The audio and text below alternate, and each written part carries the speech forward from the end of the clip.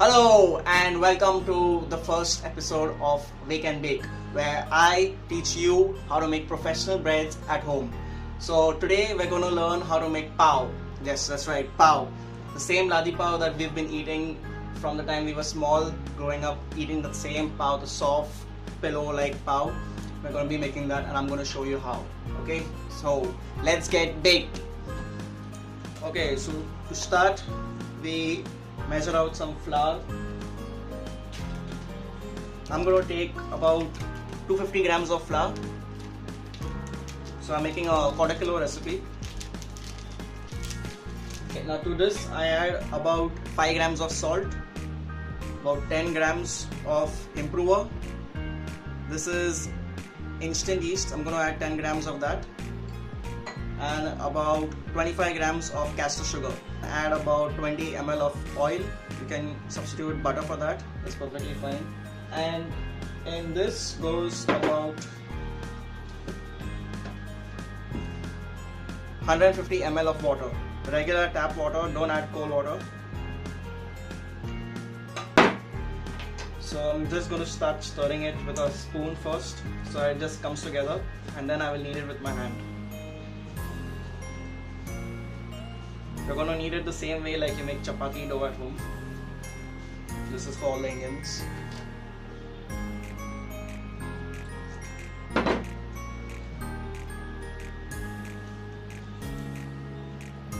Okay, so once your dough has come together, that's when you start kneading it by hand.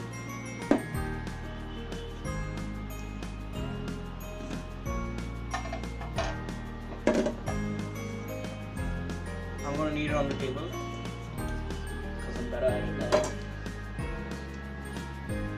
Some flour to dust around so it does not stick to the table. Don't add too much flour or you'll end up drying out the dough.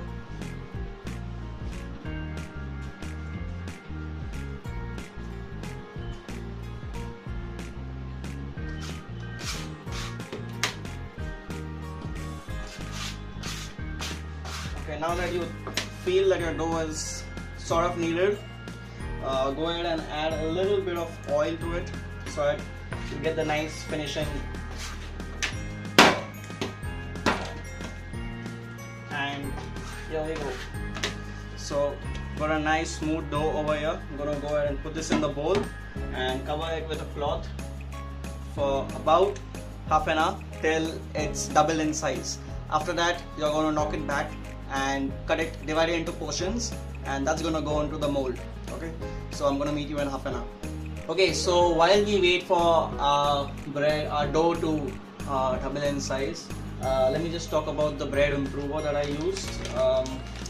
I've used this wine top bread improver. I got it from Amazon for around 150 bucks. The link is in the description below. So what the bread improver does is it increases the quality of your bread, it improves the structure, as well as it gives a good crust color. So it's completely optional to use, but if it were me, if you want a professional kind of bread, you gotta use a little bit of improver. Maybe not in breads like the pav and all, but when you're making special European breads, it helps a lot. So make sure you get this improver from Amazon, the link in the description below.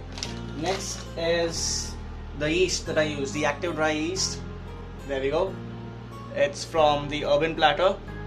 Okay, so I got this also from Amazon. The link is in the description below. I really like this yeast because it's better than using the commercial fresh yeast that we use. Because that yeast, you gotta take care of it, you gotta keep it in the fridge, and it doesn't have a long shelf life. This has a really long shelf life. You can use it whenever you want, keep it back in the fridge, and it's perfect. Okay, now dough has doubled in size. Let's take a look. That looks good. Look at that.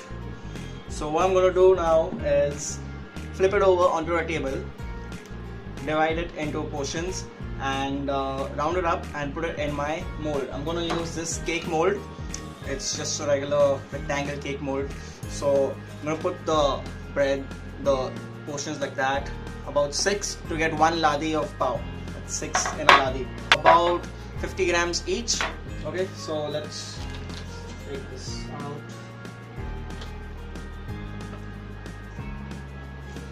Okay, you can see that it has got the holes. That shows that it's proving really well. Okay, so I'm just going to remove some of the air, not all of it, and I'm going to cut it up and portion it. I'm using a scale to portion it. You can do it by hand, it's okay. Okay, so I've got 6 equal portions. Now just put some oil on your hands and surround it up just like that. Okay, you put that in your cake mold. Do the same for the others as well. Okay, so you want to space them evenly apart. They're going to double in size and they're going to touch each other, and that's how you get that distinctive Ladi Pav shape. Okay, I'm just going to flatten it slightly. And that's about it.